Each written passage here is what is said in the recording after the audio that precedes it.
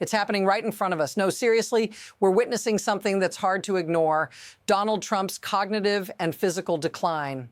But what's even more unsettling is how the media is handling it. Just in the past couple of days, they've pushed bizarre narratives about his strength and vitality, trying to convince us that he's healthier than ever. The truth? It's getting worse and fast. This isn't just another political spectacle. It's personal, and it's happening in real time. So what happens when a leader's mind starts slipping in front of an entire nation? Stick around, because the real story is about to unfold, and it's more complicated than you think. Here's where it gets interesting. Over the past 24 to 48 hours, things have only accelerated. We saw Trump at a press conference talking about milk. Yes, milk, and not just any milk, but the bizarre attempt to connect it to his cognitive health. We've all seen those weird attempts to cover up reality. The White House isn't just talking about policy anymore. It's pushing this strange narrative to try and convince us that Trump's health is perfectly fine.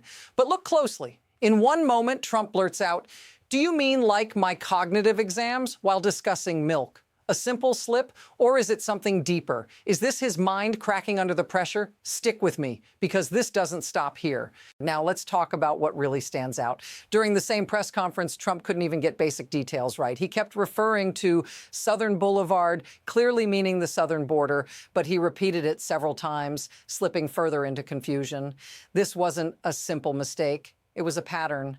A leader of the free world, misplacing words, losing his grip on something as simple as geography. Think about it. He was supposed to be talking about border security, but instead he's tripping over his own words, confusing names, making it sound like he's talking about a random street. Notice what's missing here. No one is calling this out for what it really is. The truth is, the more he speaks, the more it's clear something is off. And the media? They're just trying to sweep it under the rug. But wait, it doesn't end there. This confusion keeps getting worse. Trump's behavior isn't just a slip here and there, it's escalating.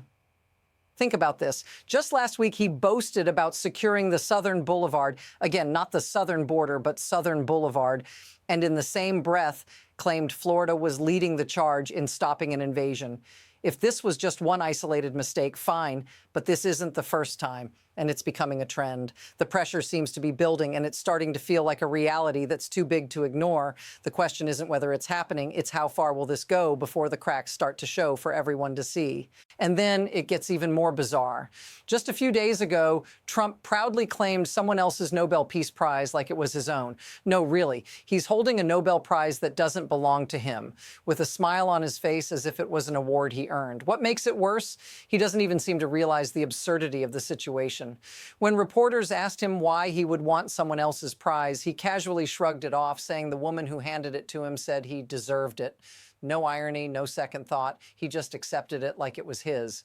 But that's not the most shocking part. What he's ignoring is the brutal regime behind that prize, one he openly supports. Now think about what this really says about his grasp on reality. This is the point where everything starts to feel like it's spinning out of control. It's not just the cognitive slips anymore. It's the behavior, the complete disconnect from what's actually happening around him. Now, it's all starting to collapse. Just when we thought it couldn't get worse, it does.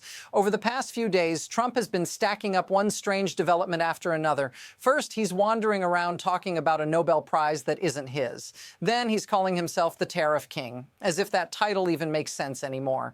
He rambles about tariffing Greenland because in his mind, it's a matter of national security. No one knows what he's actually talking about. Meanwhile, his rhetoric is getting more erratic by the minute. It's not just the confusion anymore, it's the pressure, the rising chaos, the constant barrage of bizarre statements.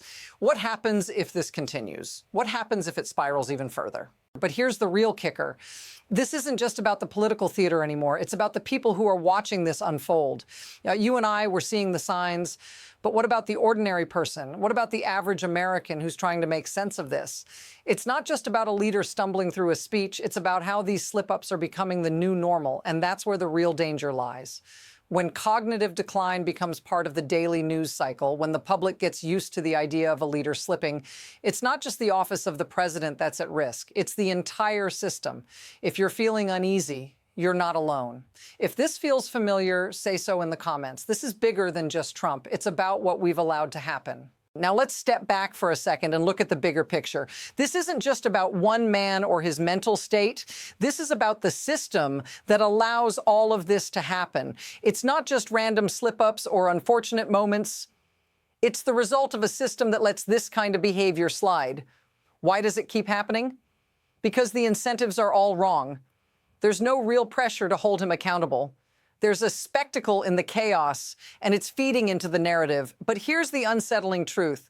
The system is broken in ways we don't often talk about. The leverage, the manipulation, the fear, it's all playing out in front of our eyes. And the worst part? It's working. The spectacle is distracting enough that it's overshadowing everything else. What does that say about the way power operates in this country? So where does this go from here? There are two possible paths. On one hand, this continues. The confusion, the strange behavior, the media distraction, it becomes the new normal. People get used to a president who doesn't make sense, who says whatever comes to mind without consequence. On the other hand, things could reach a tipping point. At some point, the cracks become so obvious that even the most loyal supporters can't ignore them. But the real question is, when does that happen? Does it take a scandal to finally break through? Or is it just a matter of time before the pressure cracks everything open? What happens next? It's all building to something. And the question is, how fast will it escalate? And that's where we find ourselves, watching, waiting as everything unfolds. The truth is, we can't predict exactly what will happen next. But the one thing we can say for certain is that things are changing fast. And if this continues, it'll redefine everything we thought we knew about leadership and accountability.